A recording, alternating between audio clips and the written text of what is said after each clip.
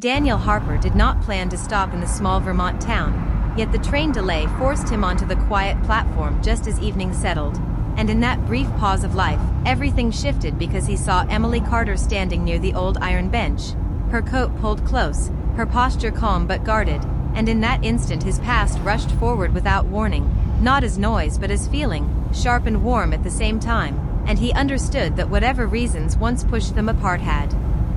lost their power the moment his eyes found her face again, older now, shaped by time, but still familiar in a way no memory could replace. He stayed still, afraid movement would break the moment, while the station lights flickered on and the air filled with the distant sound of a train horn, and Emily turned as if she sensed him, her eyes meeting his with surprise that softened into recognition, then into something harder to name, because it was not joy or sadness alone but a mix of both,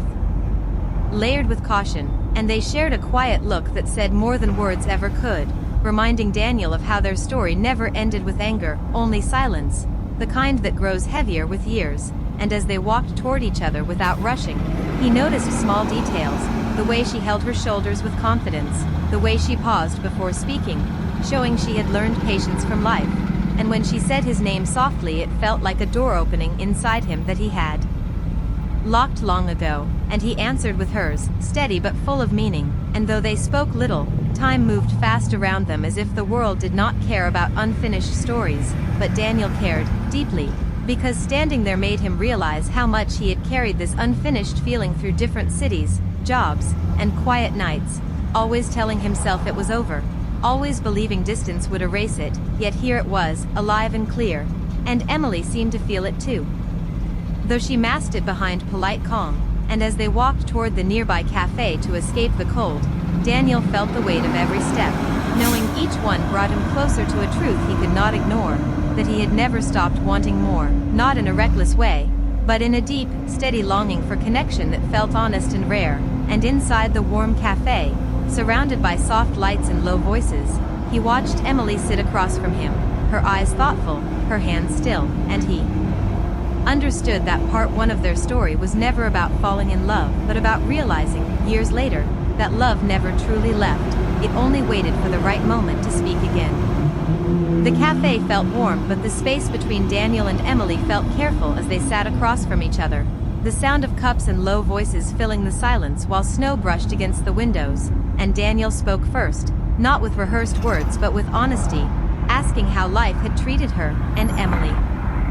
answered in a steady voice, telling him about Toronto, long workdays, quiet apartments, and nights where she learned to enjoy her own company. And as she spoke he saw strength in her that hadn't existed before, not loud or proud, but calm and earned. And when it was his turn he talked about Chicago, career success that looked good on paper but felt empty inside, and relationships that stayed shallow because his heart never fully stepped in. And as their words moved faster, the years between them shrank, not through memory but through truth, and Daniel realized how much time had passed without either of them really finding what they were searching for. And Emily admitted she thought distance would make the past fade, that moving forward meant not looking back. But life had a strange way of bringing unfinished chapters back when least expected, and when Daniel said he hadn't expected to still care, the honesty landed between them like a quiet confession, and Emily did not reject it. But she didn't accept it either, instead reminding him gently that caring did not always mean returning, and that some doors were closed for a reason, and Daniel listened because he respected her growth, yet inside he knew something had shifted, because whatever once stood in their way now felt small compared to the clarity he felt sitting there. And as the coffee cooled untouched, they spoke of choices, of fear, of the cost of staying and the cost of leaving, and Daniel admitted that walking away years ago had been easier than fighting for something uncertain, but easier had not meant better, and Emily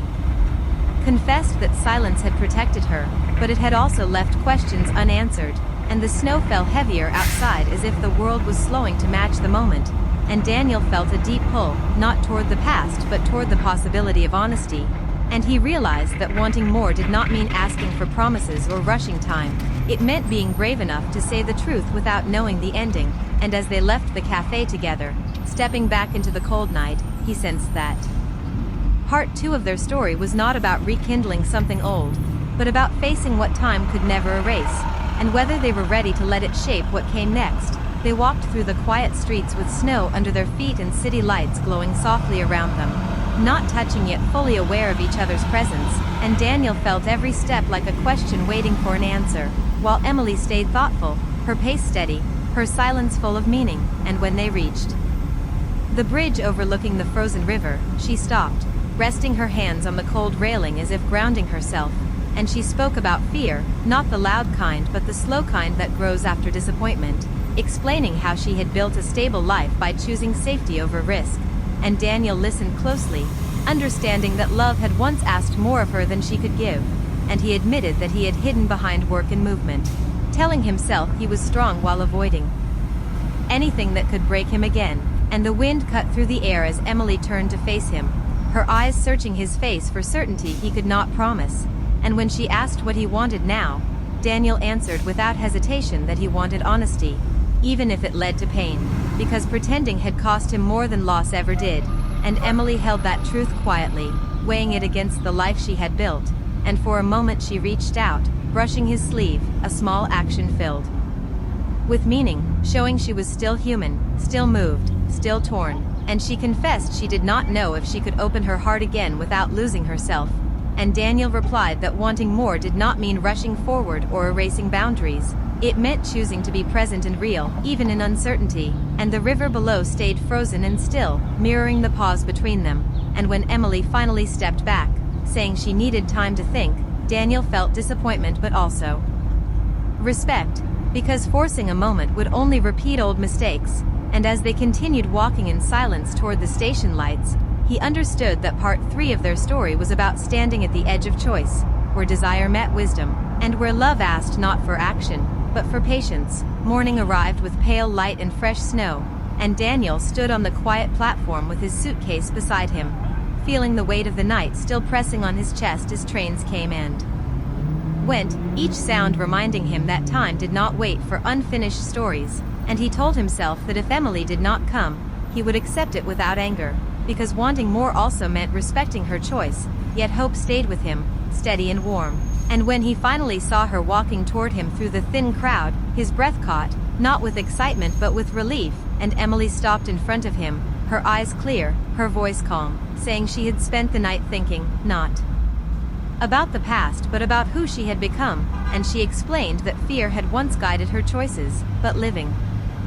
only for safety had left her wondering what might have been. And Daniel listened without interrupting, understanding that this moment was not about promises or grand words. And when she said she did not know what the future held but knew she did not want to keep running from feelings that felt true, he felt something settle inside him, quiet and strong. And he told her he was willing to move slowly, honestly, without pressure, because connection mattered more than speed. And as the train doors